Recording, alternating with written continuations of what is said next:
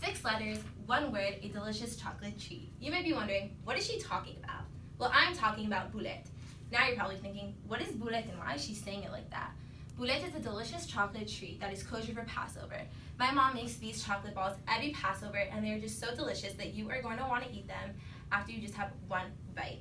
In this speech, I'm going to show you how to make this sweet treat during Passover, and Passover is known to be a pretty restrictive holiday when it comes to what you can and can't eat, so it's nice to be able to make this sweet treat. By the end of the speech, you'll be able to know exactly how to make it, from the ingredients as the first step to the final step of being able to decorate it.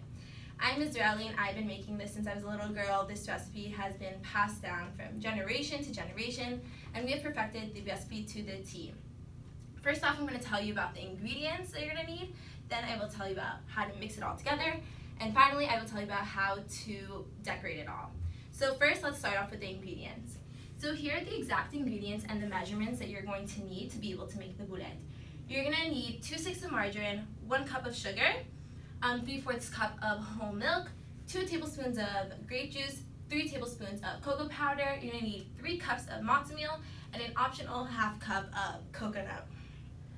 So, people are always skeptical when it comes to the matzo meal because they would rather use flour instead, but according to renowned chef Martha Stewart, it is so fine to use matzo meal instead of flour. The texture is a bit different, but overall it will do the job. People are always a bit confused when it comes to the grape juice because you don't really associate grape juice with something sweet, especially when making sweet desserts, but the grape juice just adds a nice tang to the whole flavor overall. This reminds me of a story when I was little. We didn't have grape juice for some reason, so my mom decided to use orange juice instead. But we didn't know that the orange juice had pulp in it. So we made it, we decorated it, we gave it to our guests, and our guests ate it, and they just did not like the taste of it. They knew something was wrong. So from then on, we knew that you just could not use anything other than grape juice because it just doesn't do it justice. So now that we have all of our ingredients, it is time to mix it all together. So there is a specific way of mixing. You're going to want to mix your dry ingredients and your wet ingredients separately and then combine it. So you're going to take a pot, you're going to put it on medium heat, and you're going to put your 2 sticks of margarine, your sugar, and your milk, and you're going to mix it all together. In a separate bowl, you are going to mix your dry ingredients, so that is the coconut, the matzo meal, and the cocoa powder. Once both are completely mixed, you can then put the dry ingredients into the wet ingredients and mix that all together. Finally, when you're done mixing it all, you add the grape juice at the end. So people are always wondering why it's so important to mix the wet and the dry separately. And according to Gemma Stafford from an article, Why Do You Mix Dry and Wet Ingredients Separately? It is really important to do this because if you don't do this, then you can risk over mixing your batter. And if you do that, it makes the whole thing very tough and hard to deal with, and then you will risk the taste of the overall boulette at the end. So it's really important to mix the wet and the dry separately because when you mix it together at the end, you were just doing overall less amount of mixing overall. So people always find it weird why we add the grape juice at the end because grape juice is obviously a wet ingredient. So I asked my mom about this, and my mom said that she does this because she never wants to add too much grape juice. So she likes to add in a little at the end, mix it all together, and then taste it. If she feels that she needs to add more, she will. If not, she won't. She just never wants to add too much to the mixture. So finally, after you mix it all together, it is time to decorate. And you are going to grab a small piece from the mixture, put it in between the palm of your hands, mix it together, and then you're going to put a bunch to the side. So then you are going to be able to decorate. So you could do it with coconut, you could do it with honestly anything you want. I usually do it with sprinkles, or I just like to leave it plain also.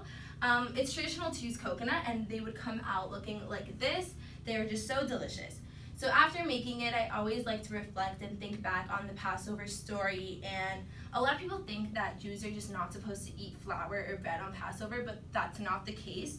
According to Chaviva Bennett from the article Forbidden Foods Passover, we are not supposed to eat chametz. And chametz is anything that has been leavened. So anything that takes longer than 28 minutes to rise, you are not supposed to eat. And this is because we are trying to commemorate the Jews who left Egypt after being enslaved by Pharaoh for so many years. And once they left, Pharaoh and his troops tried running back after them, and they did not have enough time to let the dough rise, so then they created matzah. So after thinking about the story and creating the boulette, I always think back to my childhood because that's when I first learned about the story of Passover. And it just reminds me of everything that has to do with boulette, because I like to associate food with holidays, as many people love to do as well. And it just brings me back to just a nice, sweet time. And every time I eat boulette, I just get reminded back to everything. So at this point, you know exactly what to do. You know the ingredients needed, you know how to make the mixture, and you know how to be creative at the end and decorate it all. Now you will be able to do this by yourself, and I can't wait for you guys to try it out on your own and see how delicious it is. So now it's time for questions. Does anyone have any questions? Yeah. My question for you, Donna, is can you make the boulettes in different flavors? Personally, I think it's so good with the cocoa powder. That's the most traditional way of making it, but I'm sure there are other ways you can make it. For example, if you have like a vanilla powder, you could use instead of the cocoa powder. Thank you. Yeah. My question is there any way to use alternatives to the grape juice, such as apple juice or orange juice without pulp? So I'm sure you could try the orange juice without pulp, but I don't know if it'll taste that good. I think the best alternative to grape juice is wine, because it still has the same flavor overall, and the tanginess will just like add a nice touch to it at the end. Thank you guys so much for listening.